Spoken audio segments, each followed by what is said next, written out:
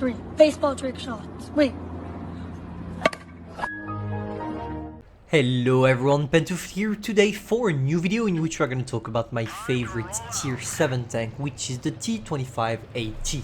Personally, that's a tank I never played beside World of Tank Blitz. For those of you who know that, I played World of Tank PC before, and I actually had the T123 and the T124 in my garage, but I never played the T25AT. I don't know why, but this tank always felt to me like a bad tank, and I did not want it to play it, so I freak speed on World of Tank PC and on World of Tank Blitz as well. But a couple of updates ago, this tank received a massive freaking buff.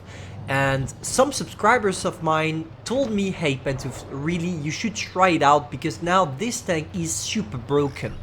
And so I got tempted and I bought it, and oh boy, is it one of the best decisions I've ever made in this game after buying the Smasher, of course.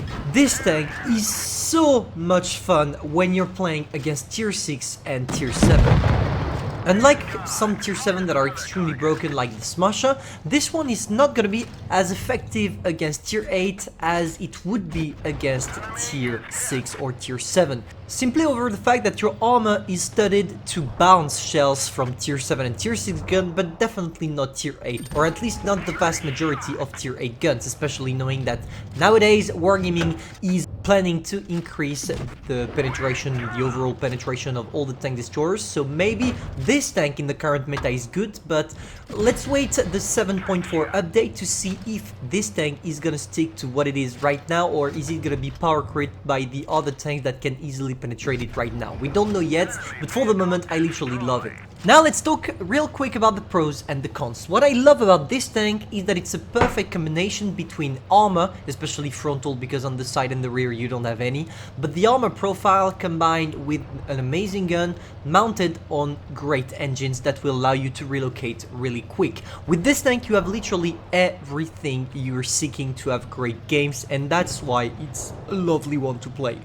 Now, of course, it has some problems, the first and main one being the fact that it doesn't have any turret, but you know what, even not having a turret is not necessarily something to worry about. If you know how to deal with turretless tank destroyers, you shouldn't struggle that much. And you're gonna see in this game that we're not gonna struggle too much.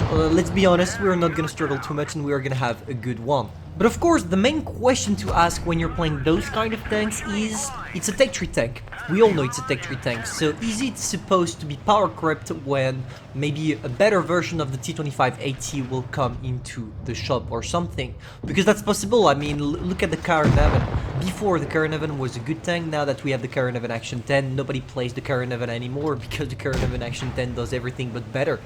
And I'm not really worried about the T25AT because it's a really original tank, and I truly think it will keep its originality simply over the fact that Wargaming is not planning a single premium based on this one.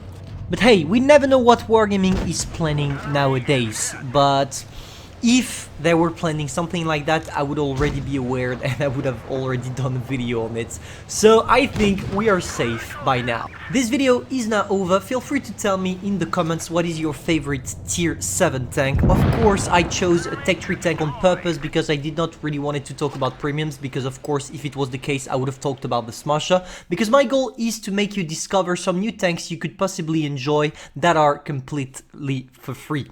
So hope you enjoyed. If that's the case, feel free to subscribe, like and share, and I'm gonna see you soon for a new video. See ya guys.